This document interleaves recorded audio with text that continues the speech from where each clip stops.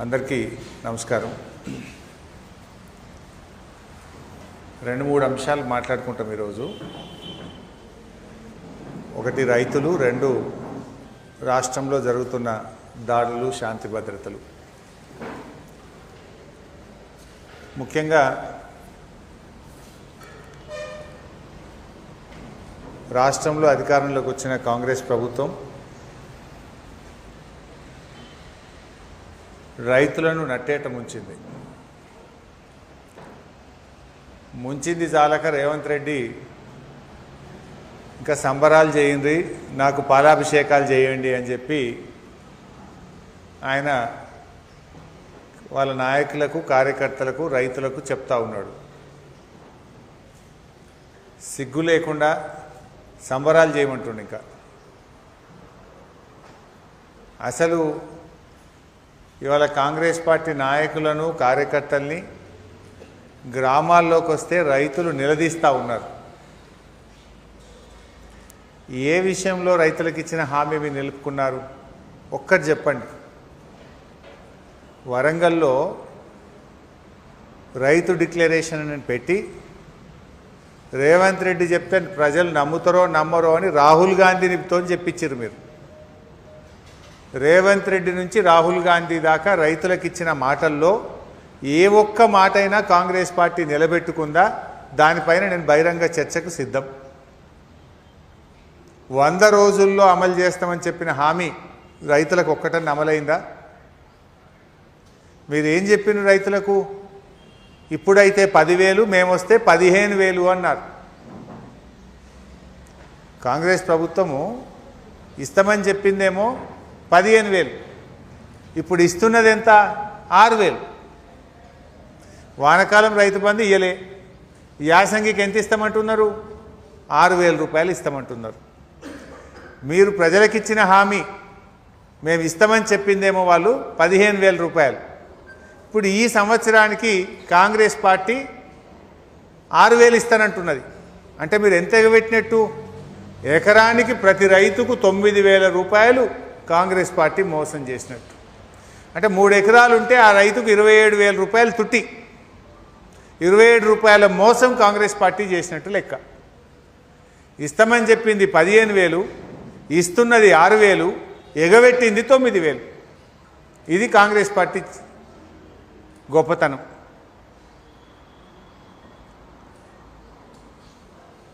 ఆ రోజు మీరు ఇప్పుడైతే 10, మేమొస్తే 15 అన్నారు. కేసీఆర్ ఉండంగా ఇచ్చే పైసలు కూడా వస్తలేవు కదా. కేసీఆర్ గారు ఉండంగా వానకాలం 5, యాసంగి 5 అంటే 10,000 వచ్చు. ఇప్పుడు నువ్వు ఎంత ఇస్తున్నావు? వానకాలం గుండు సున్న పెట్టినావు, యాసంగికి 6,000 ఇస్తా అంటున్నావు. అందులో కూడా కోతలు పెడతా అంటుండు. మళ్ళీ ఆ 6,000 కూడా అందరికి కాదట.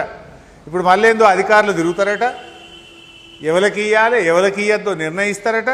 అందులో కొందరికే 6,000 ఇస్తారట. అంటే వానకాలం ఎగబెడితివి, యాసంగిలో కోతలు పెట్టబడితివి. అందువల్ల రైతు సోదరులకు మేము ఒకటే విజ్ఞప్తి చేస్తున్నాం. కాంగ్రెస్ పార్టీ నాయకులు ఎవరైనా ఊళ్ళకి వస్తే ఎకరానికి 15,000 రూపాయలు చెప్పిన మాట ప్రకారంగా ఇచ్చి తీరాల్సిందే అని ఎక్కడికక్కడ కాంగ్రెస్ ఎమ్మెల్యేలను, కాంగ్రెస్ పార్టీ నాయకులను నిలదీయండి అని చెప్పి నేను బీఆర్ఎస్ పార్టీ తరఫున పిలుపునిస్తా ఉన్నా.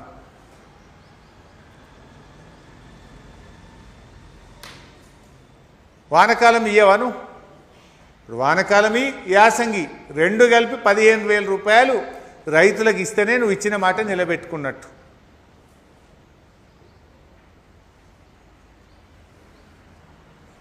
ఇంకా అప్పుడప్పుడు రేవంత్ రెడ్డి గారు ఏమంటుండే అంటే 2 పంటలకు కాదు 3 పంటలకు రైతు బంధు ఇవ్వాలన్నాడు. 3 పంటలకు రైతు బంధు ఇవ్వాలన్న రేవంత్ రెడ్డి 1 పంటకే ఇస్తున్నావు కదా. ఇప్పుడు నువ్వు 2 పంటలు ఎగ్గొట్టుతున్నావు కదా. దీని గురించి నీ సమాధానం ఏంటి అని నేను రేవంత్ రెడ్డి గారిని అడుగుతా ఉన్నా. కౌలు రైతులకు కూడా ఇస్తా అన్నాడు. రాష్ట్రంలో 22 లక్షల మంది కౌలు రైతులు ఉన్నారు.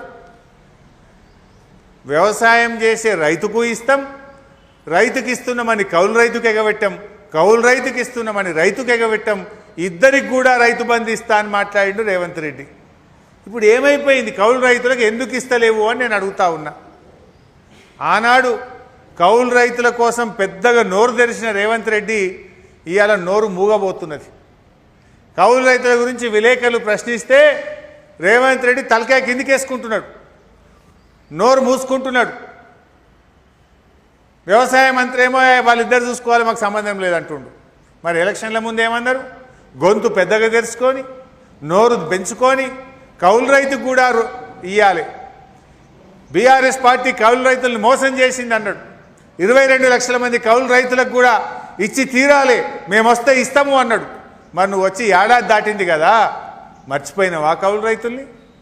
కౌలు రైతులు ఎందుకు నీకు గుర్తొస్తలేరు నేను అడుగుతా ఉన్నా. అంటే రైతును మోసం చేసినావు, కౌలు రైతును మోసం చేసినావు. 3 పంటలకు ఇస్తా అన్నావు, ఒక్క పంటకు కూడా చక్కగా ఇయ్యని పరిస్థితి వచ్చింది. 15,000 ఇస్తా అన్నావు, 9,000 ఎగబెట్టినావు, 6,000 ఇస్తున్నావు. ఇదేనా రైతు రాజ్యం?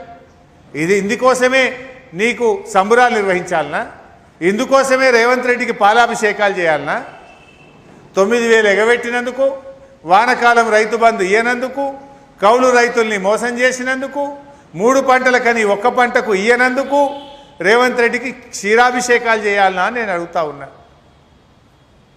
అందుకే ఊర్లలోకి వస్తే తప్పకుండా కాంగ్రెస్ పార్టీ నాయకులను ఇచ్చిన మాట ప్రకారంగా 15,000 ఇవ్వాల్సిందే, కౌలు రైతులకు ఇవ్వాల్సిందే అని చెప్పి ఎక్కడికక్కడ నిలదీయాలని చెప్పి బీఆర్ఎస్ పార్టీ పిలుపునిస్తూ ఉన్నది. వ్యవసాయ కూలీలు అప్పుడు ఏమన్నారు? రైతులకు మేలైంది కానీ వ్యవసాయ కూలీలకు మేలైతలేదు. కాంగ్రెస్ అధికారంలోకి వస్తే నెలకు 1,000 రూపాయలు చొప్పున వ్యవసాయ కూలీలకు 12,000 రూపాయలు ఇస్తా అని చెప్పిండు రేవంత్ రెడ్డి. ఏడాది అయితే ఒక్క రూపాయి అయితే ఇవ్వలే, ఇప్పటికీ ఏడాది ఎగబెట్టినావు. ఇప్పుడేమంటుండు? మేము వ్యవసాయ కూలీలను గుర్తించినాం, ఓ 10 లక్షల మందికి ఇస్తాము అంటున్నారు. మన తెలంగాణ రాష్ట్రంలో 50 లక్షల ఉపాధి హామీ కార్డులు ఉన్నాయి. 50 లక్షల ఉపాధి హామీ కార్డుల కింద 1,02,00,000 మంది కూలీలు ఉన్నారు. 1,02,00,000 మంది మట్టి పనికి, ఉపాధి హామీ పనికి వెళ్తుంటే అందులో 10 లక్షల మందికే ఇస్తా అంటుండు రేవంత్ రెడ్డి. అంటే 90 లక్షల మందికి ఉపాధి హామీ కూలీలకు కూడా ఎగబెట్టే కార్యక్రమం చేస్తూ ఉన్నాడు. ఇదెక్కడి నీతి? ఇప్పుడు ఎవరు పోతారా మట్టి పనికి? బతుకుదెరువు లేనోడే మట్టి పనికి పోతాడు, పొట్ట గడవనోడే మట్టి పనికి పోతాడు, తిండికి లోనేడే ఉపాధి హామీ పనికి పోతాడు. అందులో కూడా కోతలు పెడతావా రేవంత్ రెడ్డి? ఎన్నికలప్పుడేమో నీ మాటలు కోటలు దాటినాయి, ఎన్నికలైన తర్వాత పథకాలు అమలు చేయమంటే కోతలు పెడతా ఉన్నావు. 1,00,00,000 మంది ఉపాధి హామీలో పనిచేస్తుంటే 10 లక్షల మందికే వ్యవసాయ కూలీలకు ఇచ్చే పథకం ఏ రకంగా వర్తింపజేస్తావు? ఏమంటుండి ఇప్పుడు దానికి? గుంట భూమి ఉన్నా నీకు వ్యవసాయ కూలీలకు ఇచ్చే పథకం నీకు వర్తించది అంటుండు. తెలంగాణలో కేసీఆర్ గారు రైతు బీమా పథకం తెచ్చిండు. రైతు బీమా పథకం ఏంది? రైతులు 1 రూపాయి కట్టకుండా 5 లక్షల రూపాయల బీమా వర్తింపజేసిండు కేసీఆర్. దాంతో పేద రైతులు, ఎస్సీలు, ఎస్టీలు, బీసీలు, వెనకడ తాతలది తండ్రులది 10 గుంటలు ఉంటే మనిషికి 2 గుంటలు చేసుకున్నారు. మనిషికి 2 గుంటలు ఎందుకు చేసుకున్నారు? 2 గుంటలు ఉన్నా నాకు రైతు బీమా వస్తుంది, భరోసా ఉంటుంది అనుకున్నారు. ఇప్పుడు రేవంత్ రెడ్డి ఏమంటుండు? నీకు గుంటున్నా 2 గుంటలు ఉన్నా వ్యవసాయ కూలీలకు ఇచ్చే స్కీమ్ నీకు వర్తించది అంటుండు. ఇదెక్కడ న్యాయము? బీఆర్ఎస్ పార్టీ తరఫున మేము ఏం కోరుతున్నామంటే 1 ఎకరం వరకు ఉన్న భూమి ఉన్న రైతులను కూడా వ్యవసాయ కూలీలుగా గుర్తించాలి. వారికి వ్యవసాయ కూలీలకు ఇచ్చే సంవత్సరానికి ఇచ్చే 12,000 రూపాయలు అందించాలని డిమాండ్ చేస్తున్నాం. ఇందుకు మీకు ఇంకా బాగా అర్థం కావాలంటే ఎవరికైనా 1 గుంట భూమి ఉంది అనుకోండి, ఎంత వస్తుంది వాళ్ళకు? 200 రూపాయలా? 250 రూపాయలు వస్తుంది. గుంట భూమి ఉంటే రైతు భరోసా కింద మనకి 250, 500 వస్తుంది. మరి ఆ గుంట లేకపోతే 12,000 వస్తాయి కదా. ఇప్పుడు గుంట ఉండు శాపమా? 10 గుంటల భూమి ఉందనుకో, 5 గుంటలు ఉందనుకో, 5 గుంటలు ఉంటే ఎంత వస్తుంది? 1,500 రూపాయలు వస్తుంది. ఏడాదికి 1,500 వస్తుంది. ఇప్పుడు 5 గుంటలు ఉంటుంటే శాపం అవుతుంది. ఏమి లేనోనికి ఇప్పుడు 12,000 వస్తుంది. నీకు 5 గుంటలు ఉంది కనుక నీకు వ్యవసాయ కూలీలకు అందించే పథకం వర్తించది అంటుండ్రు రేవంత్ రెడ్డి. 5 గుంటలుంటే 1,500 వస్తుంది. అదే ఏ భూమి లేకపోతే 12,000 వస్తుంది. అంటే ఇప్పుడు 5 గుంటలు ఉన్నందుకు ఆయన ఎంత నష్టపోతున్నట్టు? 12,000 మైనస్ 1,500 తీసేస్తే 10,500 రూపాయలు 5 గుంటలు ఉన్నందుకు ఆ రైతు నష్టపోతున్నాడు. అట్లే 10 గుంటల భూమి ఉందనుకో రైతు భరోసా 3,000 వస్తుంది. మరి ఏ భూమి లేకపోతే 12,000 వస్తుండే. అంటే ఇప్పుడు ఆయనకు 10 గుంటల భూమి ఉన్నందుకు 9,000 రూపాయలు తుట్టి అవుతున్నది. ఎవరికన్నా అద్దెకరం భూమి ఉన్నదనుకో అద్దెకరం ఉంటే నీకు 6,000 రైతు భరోసా వస్తుంది. ఏం లేకపోతే 12,000 వస్తుంది.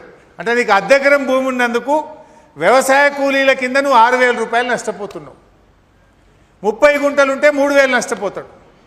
ఈ రకంగా ఎవరన్నా ఎకరం లోపు భూమి ఉన్న వాళ్ళు ఇవాళ వ్యవసాయ కూలీలుగా ఉపాధి హామీకి పోయి మట్టి పని చేసి కూడా వ్యవసాయ కూలీలకు అందించే పథకం వాళ్ళకు వర్తించకుండా పోతా ఉన్నది.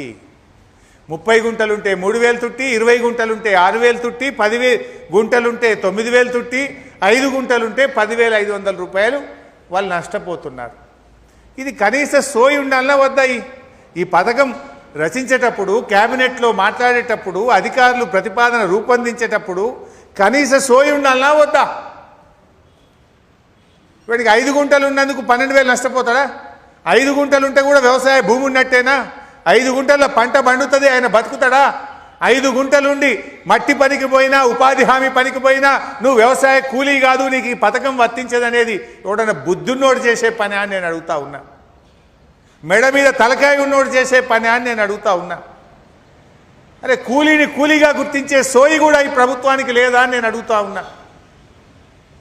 ఆయనకు నిజంగా కలిగిన వాడైతే, భూమి ఉన్నవాడైతే, పంట పండినవాడైతే ఉపాధి హామీలో మట్టి పనికి ఎందుకు పోతాడనే సోయి ప్రభుత్వానికి ఉండాలన్నా వద్దా అని నేను అడుగుతా ఉన్నా. ఇది ఏం పథకం అంటే కోతలు పెట్టడానికే ఆలోచిస్తారు తప్ప పేదల కడుపు నింపడం ఆలోచించరా అని నేను అడుగుతా ఉన్నా. ఈ రాష్ట్రంలో 1 కోటి మంది కూలీలు ఉన్నారు, 1 కోటి మంది ఉపాధి హామీలో పనిచేస్తున్నారు. ఆ 1 కోటి మందికి కూడా వ్యవసాయ కూలీల కింద ఇచ్చే 12,000 రూపాయలు వర్తింపజేయాలని బీఆర్ఎస్ పార్టీ ఈరోజు డిమాండ్ చేస్తూ ఉంది. మట్టి పనికి పోయే వాళ్ళందరూ కూలీలే, వారందరికీ కూడా వ్యవసాయ కూలీలకు ఇచ్చే 12,000 పథకం వర్తింపజేయాలి, అందులో కోతలు పెట్టొద్దు అని ఈ ప్రభుత్వాన్ని మేము కోరుతా ఉన్నాం. ఇక రుణమాఫీ అయిపోయిందంటుండు. అయినా అదే 20,000 కోట్లు ఇచ్చేసినామంటుండు. చెప్పిందేమో 31, అంతకుముందు 40 చెప్పిర్రు, 31 అన్నారు. ఇప్పుడు చేసింది 20 అంటుండు. ఆ 20 కూడా కాలే. నేను మీకు ఆ షీట్ కూడా పంపిస్తా, ఉదాహరణలతో సహా ఇస్తా. మంగళారం నరసింహారెడ్డి, ఈయన కంది గ్రామము సంగారెడ్డి. ఈయనకు 1,64,547 రూపాయలు ఉంది. 1,64,547 రూపాయలు ఉంది. మంగళారం నరసింహారెడ్డి, కంది గ్రామము, సంగారెడ్డి మండలం.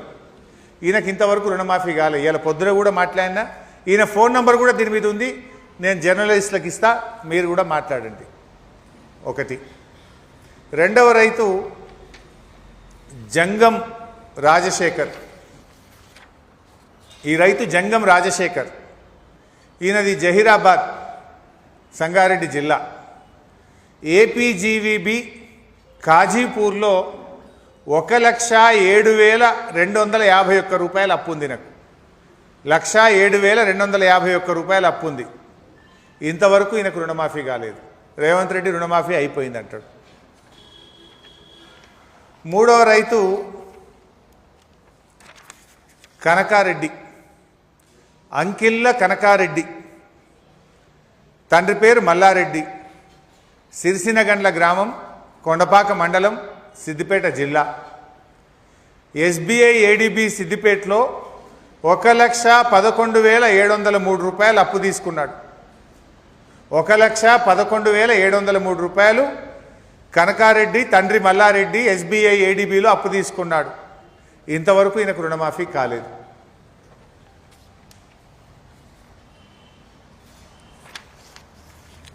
నల్ల బుచ్చిరెడ్డి, తండ్రి పేరు కిష్టారెడ్డి, నారాయణరావుపేట గ్రామం, సిద్దిపేట జిల్లా.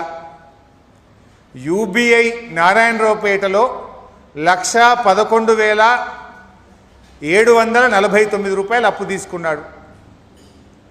నల్ల బుచ్చిరెడ్డికి ఈ 1,11,749 రుణమాఫీ ఇంతవరకు కాలేదు.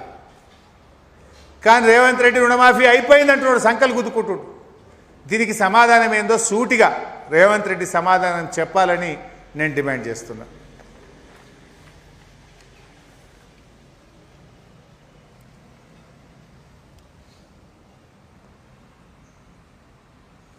ముచ్చర్ల రాజారాం,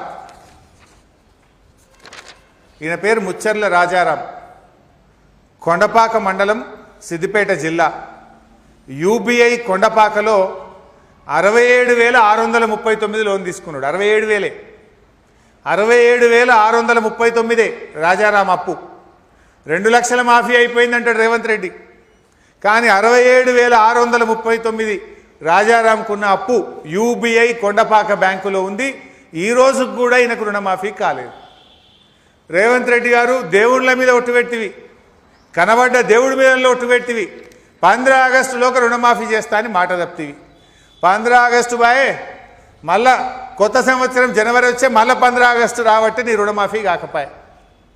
1,00,000 లోపు ఉన్నోంది కాకపాయే, 2 లక్షల లోపు ఉన్నోంది కాకపాయే, 2 లక్షల మీద ఉన్నోంది కాకపాయే.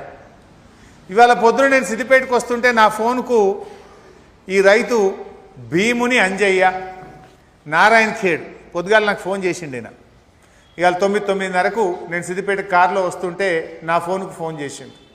భీముని అంజయ్య, ఈయన సార్ అప్పుడు కేసీఆర్ సార్ ఉన్నప్పుడు నాకు 1,00,000 మాఫీ అంటే 1,00,000 మాఫీ అయింది. ఈ రేవంత్ రెడ్డి వచ్చినాక 2,13,000 అప్పు ఉన్నది నాకు.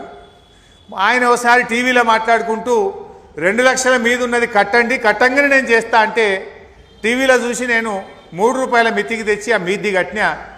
నాకు ఇప్పుడు రుణమాఫీ అయితలేదు, నేను ఏం చేయాలి సార్, ఉరిపెట్టుకుంటా అంటే వద్దురా తమ్మి, అటు చచ్చిపోవద్దు, నేను కొట్లాడతా రేవంత్ రెడ్డిని, అడుగుతా ఇయ్యాలా, నువ్వు చూడు టీవీలా అని వాడిని ధైర్యం చెప్పిన. నేను ఈ రైతు పొద్దుగాల ఫోన్ చేసి భీముని అంజయ్య, నారాయణ ఖేడ్, సార్ సావు తప్ప నాకు ఇంకా దిక్కు లేదు అని ఏడుస్తూ మాట్లాడితే, వద్దు బిడ్డ, బీఆర్ఎస్ పార్టీ కొట్లాడుతుంది, రేవంత్ రెడ్డి మెడలు వంచి అప్పు మాఫీ చేపిస్తా, దయచేసి ఆత్మహత్య చేసుకోవద్దు అని చెప్పి రైతుకు ధైర్యం చెప్పాల్సిన పరిస్థితి వచ్చింది.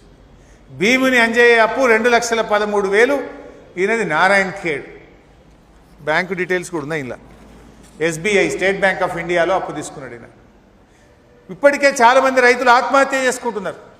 రేవంత్ రెడ్డి గారు బుకాయించుడు మానండి, దయచేసి రైతులందరికీ చెప్పిన మాట ప్రకారంగా 31,000 కోట్ల రూపాయల రుణమాఫీని అమలు చేయాలని చెప్పి బీఆర్ఎస్ పార్టీ తరఫున డిమాండ్ చేస్తున్నాం. నేనేదో నీలాగా తిట్ల పురాణమో చిల్లర మాటలు మాట్లాడతలేను, రైతుల వివరాలతో సహా చెప్తున్నా. ఏ రైతు ఎంత అప్పు ఉన్నది, ఏ ఊరు, ఏ బ్యాంకు, లెక్కలతో సహా చెప్తున్నా. ఇప్పుడు నేను ఇట్లా మాట్లాడగానే ఆ చిల్లరగాళ్ళతో రేపు పొద్దుగాల తిట్టిపిస్తాడు. ఆయన గుండాలను నా ఇంటి మీద దోలుతాడు రేవంత్ రెడ్డి. గుండాలను దోలి చూడో, చిల్లరగాళ్ళతో తిట్టించుడో కాదు కదా. సమాధానం ఉంటే ఈ రుణమాఫీ చెయ్యి, ఈ రుణమాఫీ ఎందుకు చేయలేదో సమాధానం చెప్పు, ఎప్పట్లోగా చేస్తావో చెప్పు అని నేను అడుగుతా ఉన్నా. అన్నీ మోసమే. రైతు భరోసా మోసం, రుణమాఫీ మోసం, వ్యవసాయ కూలీలకు ఇస్తా అంటివి 1 కోటి మందికి 10 లక్షల మందికి ఇస్తా 90 లక్షల మందికి ఎగబెడతా అనబడితివి. ఇక పంటల బీమా అది మోసం, అన్ని పంటలకు బీమా అంటివి, ఒక్క వడ్లకే అంటివి, ఆ వడ్లలో సన్నాలకే అంటివి, ఆ సన్నాలకు 2,500 కోట్లు బోనస్ ఇస్తానంటివి, 1000 కోట్లతోనే ముగిస్తేవి. ఇక నేను ఎట్లా నమ్మాలి? అన్ని పంటలకు బోనస్ అంటివి, వడ్లకు బోనస్ అంటివి, అండ్ల సన్నాలకు అంటివి, ఆ సన్నాలకు 2,500 కోట్లు ఇస్తానంటివి, 1000 కోట్లతోనే మమ అనిపిస్తేవి. ఇది నీ చరిత్ర. అంటే అడుగడుగున దగ, రైతులను నట్టేట ముంచినావు నువ్వు. పంటల బీమా అని ఊరిచ్చిండు బడ్జెట్లో. మొన్న అసెంబ్లీలో బట్టి విక్రమార్క బడ్జెట్ పెడితే ఈ సంవత్సరం పంటల బీమా పథకాన్ని అమల్లోకి తెస్తున్నామని ఆయన చెప్పుడు, కాంగ్రెస్ వాళ్ళంతా బలలు కొట్టుడు. మరి ఇప్పుడు ఏ ముఖం పెట్టుకొని వస్తారో అసెంబ్లీకి? ఏమైనా వానకాలం పంటల బీమా దిక్కులేదు, యాసంగి పంటల బీమాకు చేతులు ఎత్తిండ్రు, అసెంబ్లీలో చెప్పి కూడా మాట తప్పిరి. పంటల బీమా పథకం అటుకెక్కింది, ఉత్తదే, అది కూడా మోసం, దగ. అంటే ఈ రకంగా అందరినీ కూడా మోసం చేస్తున్నారు. ముఖ్యంగా ఈ రైతుల విషయంలో కాంగ్రెస్ పార్టీ ఇవాళ మీరు 2023-24 సంవత్సరానికి మీరు ఇవ్వాల్సింది 15,000, ఇస్తామని చెప్తున్నది 6,000, అంటే 9,000 రూపాయలు ప్రతి ఎకరానికి కాంగ్రెస్ పార్టీ ఎగ్గొడుతున్నది. రుణమాఫీ చెప్పింది 31,000, ఇచ్చింది 16,000, ఇంకా 15,000 కోట్లు రుణమాఫీ పెండింగ్లో ఉన్నది. 1 కోటి మంది వ్యవసాయ కూలీలు ఉపాధి హామీలో మట్టి పనికి పోతే 10 లక్షల మందికి ఇస్తాం, 90 లక్షల మందికి ఎగబెడతామంటున్నారు. ఇది మోసం. 10 పంటలకు బీమా అని చెప్పి 1 పంటకే ఇచ్చి, ఆ ఒక్కలో కూడా సన్నాలకే ఇచ్చి 9 పంటలకు కూడా బోనస్ ఎగ్గొట్టిండ్రు. వరికి కూడా 2,500 కోట్లు అని చెప్పి 1,000 కోట్లే ఇచ్చి రైతులను వడ్లు పండించిన రైతుల్ని మోసం చేసిండ్రు. అంటే రైతులకు మీరు ఒక్క పని కూడా చేయలే. అసలు మీరు తెస్తామన్న పంటల బీమా అటుకెక్కింది, ఆ పంటల బీమా కూడా రాలేదు. అందువల్ల ఇంకా ఏ ముఖం పెట్టుకొని రైతులను పాలాభిషేకాలు చేయండి, సంబరాలు చేయండి అని చెప్తున్నారు మీరు. తిట్టిన తిట్టు తిట్టకుండా తిడుతున్నారు నిన్ను రైతులు. ఇప్పటికే తిట్టిన తిట్టు తిట్టకుండా కాంగ్రెస్ పార్టీని తిడుతున్నారు రైతులు. ఇప్పటికైనా ఈ 4 పథకాలు రైతులకు, ఈ 4 పథకాల్లో ఇచ్చిన మాట నిలబెట్టుకోండి. మొదటిది రైతు భరోసా 15,000 ఇవ్వండి. 2, 1 కోటి మంది వ్యవసాయ కూలీలకు 12,000 చొప్పున ఇవ్వండి. 3, పంటల బీమా పథకాన్ని యాసంగి పంటకు వర్తింపజేయండి. 4, వ్యవసాయ కూలీలందరికీ 4 కౌలు రైతులకు బోనస్ వర్తింపచేయండి. అదేవిధంగా 5వ హామీ, అన్ని పంటలకు బోనస్ మీ మేనిఫెస్టోలో చెప్పిన దాని ప్రకారంగా ఇవ్వండి. ఈ 5 డిమాండ్లను కాంగ్రెస్ పార్టీ మీరు ఇచ్చినవి. మేమేం కొత్త కోరికలు కోరతలేము. ఎన్నికల ముందు ఓట్లు డబ్బలు వేసుకోవడానికి గల్లీ గల్లీకి మీరు చెప్పిన మాటలు, బాండ్ పేపర్ల మీద సంతకాలు పెట్టించిన పేపర్లు, రాహుల్ గాంధీ వరంగల్లో రైతు డిక్లరేషన్లో చెప్పిన విషయాలు అమలు చేయమని మేము అడుగుతా ఉన్నాం. లేదంటే మీకు సంబరాలు కాదు, ఊర్లలోకి వచ్చినప్పుడు మీకు రైతులు తగిన రీతిలో బుద్ధి చెప్తారు, నిరసన చెప్తారు. తస్మాత్ జాగ్రత్త అని కాంగ్రెస్ పార్టీని హెచ్చరిస్తూ ఉన్నాం. ఇకపోతే ఇంకొక అంశం, దయచేసి డైల్యూట్ చేయకండి, అది ఇంపార్టెంటే, ఇది కూడా ఇంపార్టెంటే. అన్ని రంగాల్లో కూడా అన్ని వర్గాలను ముంచినటువంటి రేవంత్ రెడ్డి ప్రభుత్వం ప్రజల దృష్టి మళ్లించేందుకు హింసా రాజకీయాలను ప్రోత్సహిస్తుంది. మీరు చూస్తే వరుసగా హింసా రాజకీయాలే. కౌశిక్ రెడ్డి ఇంటి మీద దాడి, సిద్దిపేటలో నా ఇంటి మీద క్యాంప్ ఆఫీస్ మీద దాడి, కేటీఆర్ గారి మీద ముషీరాబాద్లో దాడి, ఖమ్మంకు పోతే మా మీద దాడి, నిన్న భువనగిరిలో దాడి, అల్లు అర్జున్ మీద దాడి, అల్లు అర్జున్ ఇంటి మీద దాడి చేసిండు కాంగ్రెస్ వాళ్ళు. అంటే డైవర్షన్ పాలిటిక్స్. అంటే ప్రజలకు ఈ 6 గ్యారంటీలు గుర్తు రాకుండా, ప్రజలు తమను ప్రశ్నించకుండా, ప్రజల దృష్టిని మరల్చేందుకు హింసా రాజకీయాలను రేవంత్ రెడ్డి గారు ప్రోత్సహిస్తూ ఉన్నారు. సంక్షేమంలో విఫలమైనటువంటి సీఎం రేవంత్ రెడ్డి గారు శాంతి భద్రతల సమస్యను కావాలనే సృష్టిస్తున్నారు. బీఆర్ఎస్ ఆనవాలు లేకుండా చేస్తానని ప్రకటించిన రేవంత్ రెడ్డి ఆయన కుట్రలో భాగంగానే ఈరోజు భౌతిక దాడులు ఈ రాష్ట్రంలో జరుగుతూ ఉన్నాయి. ప్రశ్నిస్తున్నటువంటి ప్రజల మీద, ప్రతిపక్ష కార్యకర్తల మీద, ప్రతిపక్ష నాయకుల మీద పట్టపగలు దాడులు జరుగుతూ ఉన్నా పోలీసు ఉన్నతాధికారులు చోద్యం చూస్తూ ఉన్నారు. నిన్న యాదాద్రిలో బీఆర్ఎస్ కార్యాలయం మీద దాడి జరిగినప్పుడు నివారించాల్సిన పోలీసులు దగ్గరుండి దాడి చేయించినట్టుగా దృశ్యాలు కనబడతా ఉన్నాయి. వీడియోలు తీస్తున్నారు తప్ప దాడి చేసిన వాళ్ళను అరెస్ట్ చేయడమో, దాడి చేస్తున్న వారిని లాఠీ చార్జ్ చేయడమో, దాడి చేస్తున్న వారిని నిలువరించే ప్రయత్నం చేయడం లేదు. అంటే కంచే చేను మేస్తే ఈ రాష్ట్రం ఏమవుతుందో ఒక్కసారి ఆలోచించాలి. హోంమంత్రిగా ఇలా ముఖ్యమంత్రి గారే ఉన్నారు.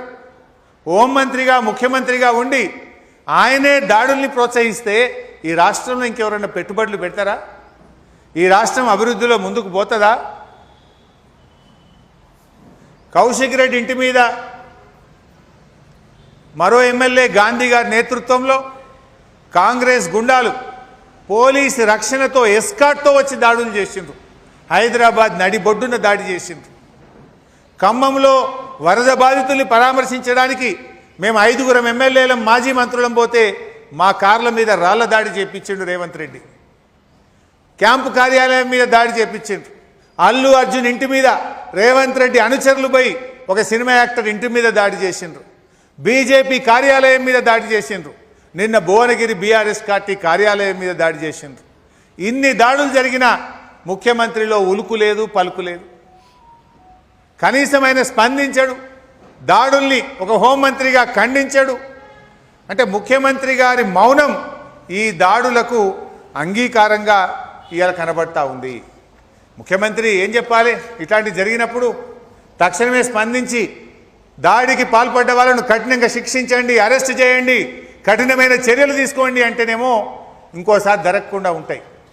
అంటే హోంమంత్రిగా ఉన్న ముఖ్యమంత్రి మౌనంగా ఉండడం అంటే దాడుల్ని ఆయన ప్రోత్సహిస్తున్నాడు, ఈ దాడుల వెనుక ఆయన హస్తం ఉంది అని ఇలా ప్రజలు భావిస్తూ ఉన్నారు. ముఖ్యమంత్రి గారు ఇలా రేవంత్ రెడ్డి గారు ఈ రాష్ట్రానికి ముఖ్యమంత్రి. మీరు వ్యక్తిగా మీ ఆలోచనలు ఏమన్నా ఉండొచ్చు, బట్ ముఖ్యమంత్రిగా నీకు బాధ్యత ఉంది. రాగద్వేషాలకు అతీతంగా ఈ రాష్ట్రాన్ని పాలిస్తా అని చెప్పి ప్రమాణం చేసిన నువ్వు ఇవాళ నువ్వు దానికి భిన్నంగా ఈ రాష్ట్రాన్ని పరిపాలిస్తూ ఉన్నావు. ప్రజాపాలన అనేది కేవలం పేపర్ మీద ఉంది. ఈ రాష్ట్రంలో ప్రతీకార పాలన అమలవుతా ఉంది, ప్రజాపాలన అమలవుతలేదు. కాంగ్రెస్ గుండాలు కర్రలతో రాళ్లతో దాడి చేస్తుంటే కనీసం పోలీసుల్లో కదలిక లేదు.